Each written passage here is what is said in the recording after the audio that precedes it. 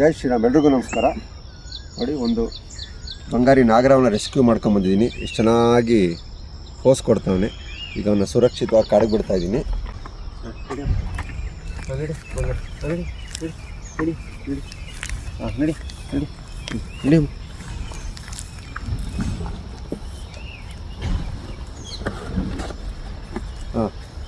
ಜೈ ಶ್ರೀರಾಮ್. ಎಲ್ರಿಗೂ ನಮಸ್ಕಾರ.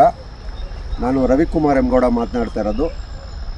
ಬೆಂಗಳೂರು ಉತ್ತರ ಲೋಕಸಭಾ ಕ್ಷೇತ್ರ, ಯಶವಂತಪುರ ವಿಧಾನಸಭಾ ಕ್ಷೇತ್ರ, ತಲಗಟ್ಪುರ ವಾರ್ಡಿಂದ.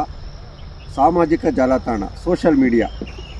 ನೋಡಿ, ಸೋಷಲ್ ಮೀಡಿಯಾ ಅನ್ನೋದು ತುಂಬ ಅನುಕೂಲಕರವಾದ ಒಂದು ಮೀಡಿಯಾ.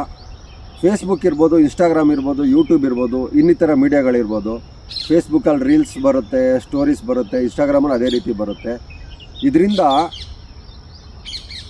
ಕೋಟ್ಯಾಂತರ ಜನಗಳಿಗೆ ಒಳ್ಳೆ ಮೆಸೇಜ್ ಹೋಗಬೇಕು, ಅನುಕೂಲಕರ ಆಗೋ ರೀತಿಯಂಗಿರಬೇಕು ನಾವು ಮಾಡೋ ರೀಲ್ಸ್ ಆಗಲಿ, ಸ್ಟೋರೀಸ್ ಆಗಲಿ. ಯಾಕೆ ಮಾತು ಹೇಳ್ತಾ ಇದ್ದೀನಿ ಅಂತ ಹೇಳಿದ್ರೆ, ಇದೊಂದು ಮಾಧ್ಯಮ ಪ್ರತಿಯೊಬ್ಬರಿಗೂ ತುಂಬ ಅನುಕೂಲಕರ.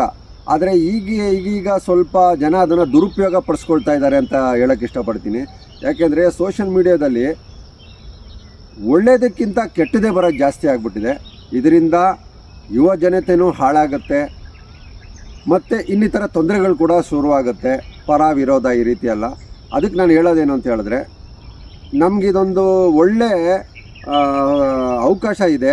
ಯಾಕೆಂದರೆ ಅವಾಗೆಲ್ಲ ಸೋಷಿಯಲ್ ಮೀಡಿಯಾ ಇರಲಿಲ್ಲ. ಏನಿದ್ರು ಆ ಕಾಲದಲ್ಲೆಲ್ಲ ಪತ್ರಗಳು ಬರೆದು ಹಾಕ್ತಾರೆ ಮಾತ್ರ ನಾವು ಇಲ್ಲಿಂದ ಅಲ್ಲಿ ಸಂದೇಶ ಕಳ್ಸೋಂಗಿತ್ತು. ಆದರೆ ಇವಾಗ ಎಲ್ಲ ಕೈಯಲ್ಲಿದೆ, ಎಲ್ಲ ಫಿಂಗರ್ ಟಿಪ್ಸಲ್ಲಿದೆ, ಎಲ್ಲ ಮೀಡಿಯಾ. ಆದರೆ ಅದನ್ನು ನಾವು ಒಳ್ಳೆ ರೀತಿ ಉಪಯೋಗಿಸ್ಕೋಬೇಕು. ಯಾಕೆಂದರೆ ಪ್ರತಿಯೊಬ್ಬ ಮನುಷ್ಯರಲ್ಲೂ ಒಂದೊಂದು ಪ್ರತಿಭೆ ಇರುತ್ತೆ. ನಿಮ್ಮಲ್ಲಿ ಏನು ಒಳ್ಳೆ ಪ್ರತಿಭೆ ಇದೆ ಅದನ್ನು ನೀವು ಪೋಸ್ಟ್ ಮಾಡಿ. ಅದರಿಂದ 4-6 ಜನಕ್ಕೆ ಒಳ್ಳೆಯದಾಗುತ್ತೆ, ಆಮೇಲೆ ತಿರ್ಗಾ ಸಮಾಜಕ್ಕೆ ಒಳ್ಳೆಯದಾಗುತ್ತೆ. ಯಾಕೆ ಈ ಮಾತು ಹೇಳ್ತಾ ಇದ್ದೀನಿ ಅಂತ ಹೇಳಿದ್ರೆ, ತುಂಬ ಜನ ನಾನು ರೀಲ್ಸ್ಗಳು ನೋಡಬೇಕಾದ್ರೆ ಏನೇನೋ ಬರ್ತಾ ಇರುತ್ತೆ, ಕಿತ್ತಾಡ್ತಾ ಇರ್ತಾರೆ, ತಿರ್ಗಿ ಇನ್ನಿತರ ಬೇರೆ ಥರ ಏನೇನೋ ಆ ವಿಡಿಯೋಗಳು ಶೇರ್ ಮಾಡ್ತಾ ಇರ್ತಾರೆ. ಅದರಿಂದ ಏನು ಉಪಯೋಗ ಇಲ್ಲ. ನಿಮ್ಮಲ್ಲೇ ಟ್ಯಾಲೆಂಟ್ ಇದೆ, ಅದನ್ನು ಒಳ್ಳೆಯದಕ್ಕೆ ಉಪಯೋಗಿಸ್ಕೊಳ್ಳಿ. 4-6 ಜನಕ್ಕೆ ಒಳ್ಳೆಯದಾಗುತ್ತೆ. ಪ್ರತಿಯೊಬ್ಬರಲ್ಲೂ ನಾನು ಆವಾಗಲೇ ಹೇಳ್ದಂಗೆ ಏನೇನೋ ಪ್ರತಿಭೆಗಳು ಇರುತ್ತಲ್ಲ, ಅದನ್ನು ಹೊರಗೆ ಹಾಕ್ರಿ.